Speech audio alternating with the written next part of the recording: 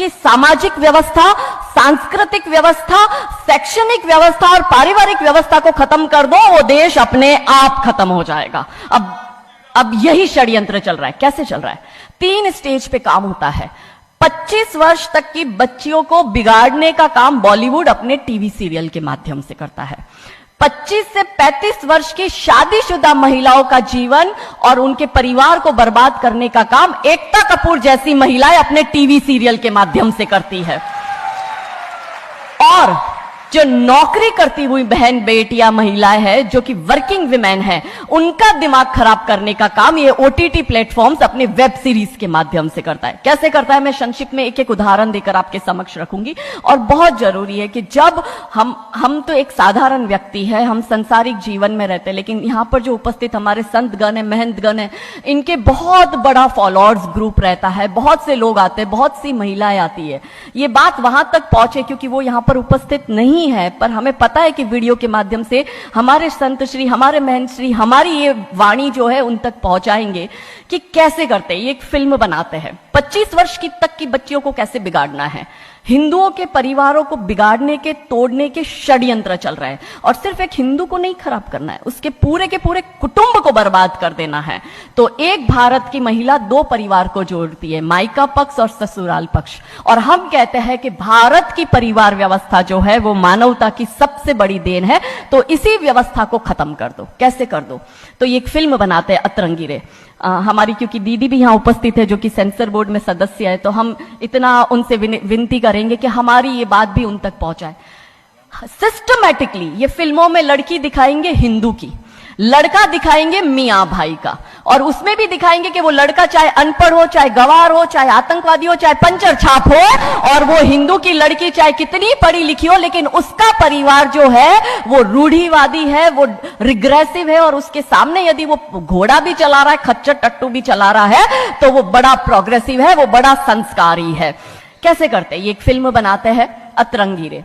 अतरंगी रे फिल्म में जो कि आज की युवा बच्चियों का लेटेस्ट क्रश है, सारा अली खान हीरोइन लेते हैं। हमारी युवा बच्ची इसको फॉलो करती है। उसमें यह दिखाते हैं कि सारा अली खान जो एक मुस्लिम लड़के के प्यार में पड़ जाती है और अपने परिवार से विरोध कर कर, उनसे लड़ झगड़ कर ट्रेन में बैठकर वो भाग जाती है। उसी ट्रेन में एक संवाद होता है उस पिक्चर के हीरो का और उसी हीरोइन का। दोनों अपनी अपनी लव स्टोरी शेयर करते हैं।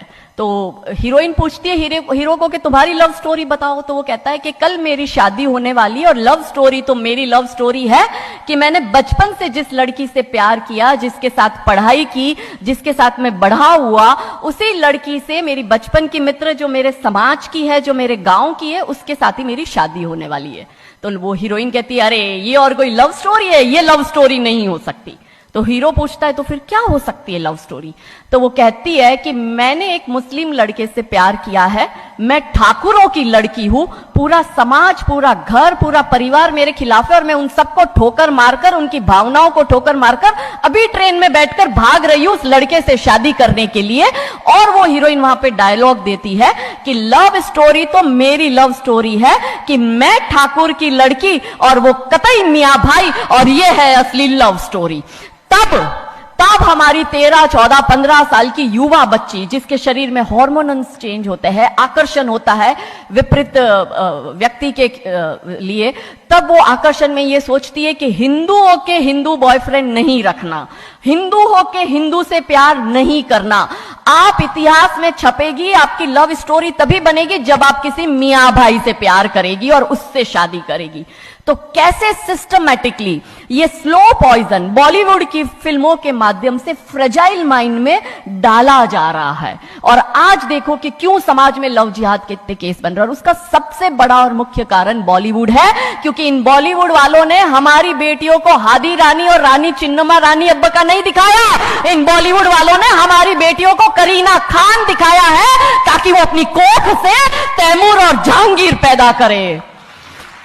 ये बॉलीवुड वाले लव स्टोरी पर फिल्म बनानी है तो ये हादी रानी और राजा रावत सिंह चुड़ावत पर क्यों नहीं बनाते? मैं आपको उनकी कथा शॉर्ट में करती हूं कि राजा रावत का शादी जो होता है वो हादी रानी से होता है, मेवाड़ के राजा है, और औरंगजेब की सेना आक्रमण करने आती है।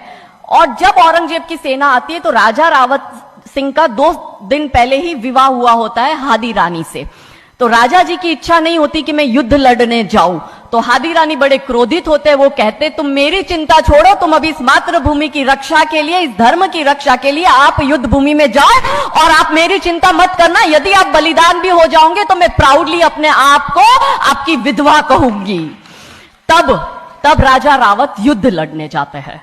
युद्ध भूमि में राजा रावत जी को हादी रानी की बहुत याद आती है, क्योंकि नई नई शादी हुई होती है, तो नई बियाई दुल्हन को छोड़ के आए होते हैं, तो बहुत याद करते हैं। तो वो अपने दूत को कहते हैं अभी सेना आने में समय होता है और युद्ध में भी समय होता है, तो वो कहते हैं अपने दूत को कि जा तू रानी सा के पास जा महल में और उनसे कहे कि राजा जी को आपकी बहुत याद आ रही है, आप अपनी कोई एक निशानी उनके लिए भेजो।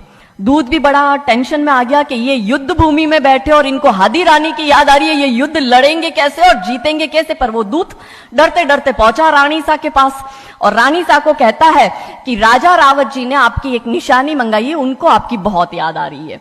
तो रानी सा बहुत क्रोधित हो जाते हैं कि ये मेरा पति कैसा, ये युद्ध लड़ेगा कैसे, औरंगजेब की इतनी बड़ी विशाल सेना है, यदि जहां युद्ध भूमि में बैठकर उसको रणनीति बनानी है वहां वो मेरी निशानी मंगवा रहा है। तब हमारी हादी रानी क्रोधित होती है, हाथ में तलवार लेती है, अपनी गर्दन काटती है, थाल में सजा के दूत को देती है और कहती है जा तेरे राजा को जाके दे देना मेरी निशानी।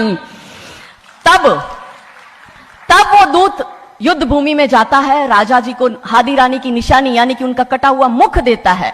राजा जी बड़े दुखी हो जाते हैं, उनको लगता है उनसे बहुत बड़ी गलती हो गई। राजा जी रानी की अंतिम इच्छा समझ जाते हैं। रानी जी के लंबे बाल होते हैं, उन बाल की वो माला बनाते हैं, उनके मुख की माला बनाते हैं, वो युद्ध लड़ते हैं, औरंगजेब से युद्ध जीतते हैं और जीतने के बाद राजा रावत वहीं युद्ध भूमि में अपना बलिदान देते, अपनी गर्दन काटकर वहीं अपने जीवन का त्याग करते हैं। यह है लव स्टोरी।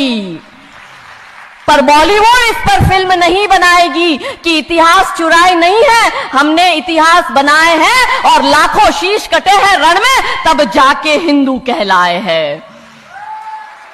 ये महान गौरवशाली इतिहास हमारा, पर बॉलीवुड इसका इतिहास हमारे समक्ष आने नहीं देता। अब रहा 25 से 35 वर्ष की महिला, कैसे बिगाड़ती है एकता कपूर। वही sari, typical dress, typical getup, पीछे उसकी सीरियल में एकता कपूर की सीरियल में पीछे बहुत बड़ी अंबे मां की मूर्ति। दिखाएंगे कैसे हिंदू महिला को, क्योंकि परिवार खत्म करना है हिंदुओं का। तो वो एक से प्यार करेगी, शादी दूसरे से करेगी, जीवन में तीसरा पुरुष आएगा, फिर दूसरा मर जाएगा, फिर उसको चौथा पसंद आने लगेगा, फिर जो मर गया वो जिंदा हो जाएगा, फिर कंफ्यूज हो जाएगी किसके साथ जाऊं, दूसरे के साथ कि चौथे के साथ। क्या हमारी भारतीय महिलाएं, क्या हमारी हिंदू महिलाएं, सबसे बड़ा प्रश्न यह है कि क्या हम 4-4 पुरुषों के साथ अफेयर करते हैं? क्या ये हमारा सम्मान है? और अगर यदि हम सब एक होकर इसके लिए नहीं बोलेंगे तो ये आवाज नहीं उठेगी। और दुख की बात यह है कि ऐसी एकता कपूर जैसी महिलाएं जो घर तोड़ने का काम कर रही है, इनको पद्मश्री अवार्ड मिल जाता है। कैसे मिलता है? भारत सरकार से आज इस भूमि पर खड़े होकर मैं निवेदन करती हूं कि आप ऐसी महिलाओं के पद्मश्री वापस लो, क्योंकि ये महिलाएं हिंदू परिवारों के मकान, घर तोड़ने का काम कर रही है।